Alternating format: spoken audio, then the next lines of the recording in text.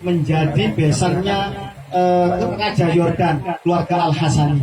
Bisa menunjukkan isbat dari Turki Utsmani, dari Turki, Nakoba Turki ada, saya Munir namanya. Bisa menunjukkan isbat nasab dari Maroko, keluarga Basik. Jadi apa? Runut jelas. Peta migrasi leluhurnya ini tercatat dan diakui. Ini namanya nasab yang benar. Gus Harun misalkan ngaku keturunan dari Surabaya, kakeknya Jogja, kakeknya lagi Banten. Diakui nggak sama orang Surabaya? Diakui nggak sama atasnya lagi Jogja? Di atas diakui nggak lagi sama datuknya yang di Banten? Kalau kemudian ini tercatat atau konfirmasi benar, maka benar nasabnya Gus Harun. Bani Alawiyah, Habib ini tanyakan, punya nggak isbat dari Yaman dan dari Irak? Pasti jawabannya cukup dari Robito Alawiyah Jakarta. Kan gitu. Masuk akal lah pembuatan itu satu. Ya. Yang kedua ya, ketiga. Tadi kitab nasab, sejarah, terus masalah pengakuan isbat internasional. Gagal tiga ya. Oke. Sekarang yang keempat. Keluar jadi gini. Saya ambil contoh. Apa? Abayai samping saya ini, itu misalkan punya 5 anak laki-laki. Saya ambil yang muda saja, kromosom Y, karena DNA itu ada 3. Tes Y DNA kromosom Y garis lurus laki-laki, tes autosomal DNA ini garis laki perempuan, kromosom 22. Kita kan punya 23 pasang kromosom. 22 pasang kromosom sumbangan ayah ibu, yang X kalau laki-laki ya, X dari bapak, yang kemudian Y dari bapak, X ini nanti ada mtDNA, ada itu yang dari ibu. Nah, itu gitu. X dari ibu, mtDNA ini runut dari atas, dari jalur ibu saja. Dan kalau autosomal 22 kromosom, yang ini perpaduan dari ayah dan ibu. Jadi ketika terjadi pembuahan antara sel telur sama sperma, nah putih ya, ini kita bahasa itu ya. Itu nanti masing-masing ayah dan ibu menyumbangkan 23 kromosom bersatu menjadi kita. Nah, jejak leluhur itu ada dicatat di dalam DNA kita. Seluruh sampai ke Nabi Adam, sampai ke Ibu Hawa. Gitu. Itu namanya catatan Tuhan. Maka ini sulit untuk dibantah. Kalau keturunan dari yang Abah ini nanti 500 tahun yang akan datang, sekitar mungkin ada 1000 keturunan Abah Yai samping saya ini tes DNA. Yang keturunan laki-laki saya ambil DNA saja supaya lebih mudah. Ternyata kemudian dari sini bisa dideteksi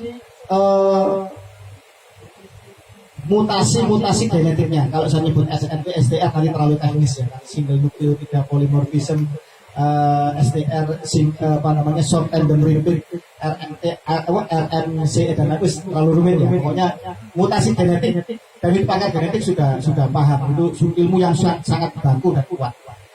Kemudian dari 1000 keturunan beliau itu nanti bisa dipetakan siapa kakeknya, boyoknya, cangganya, dan nanti DNA beliau bisa diketahui.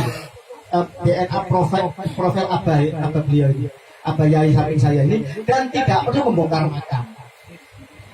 Wacana membongkar makam ini wacana yang kurang ajar kalau sampai harus membongkar makam Nabi. Wah, berarti tidak ngerti ilmu pengetahuan, tidak ngerti ilmu statistik, tidak ngerti metodologi ilmiah. Oke.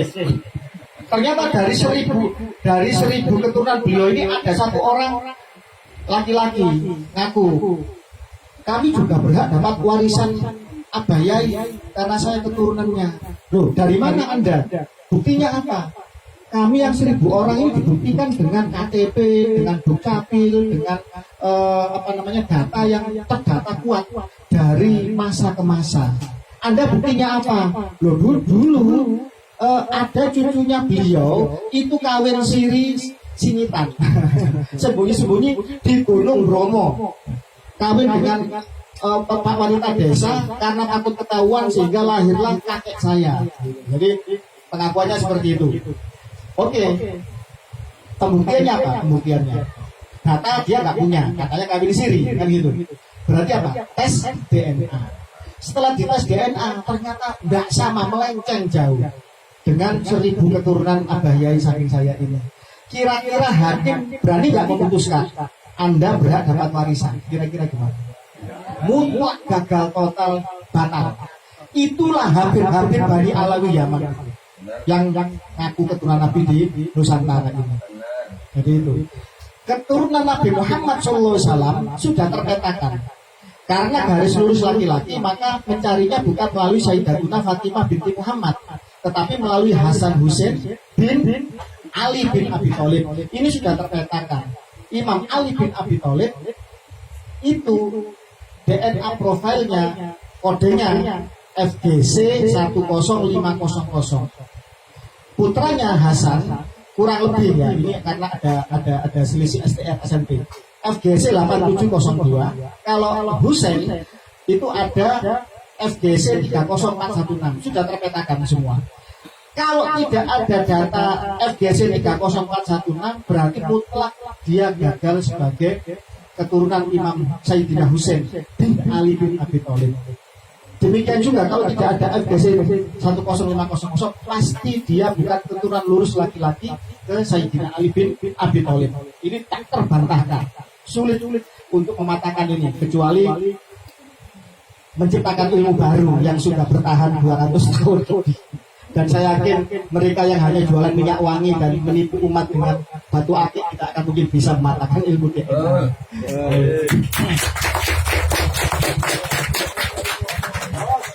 Grupnya harus J1.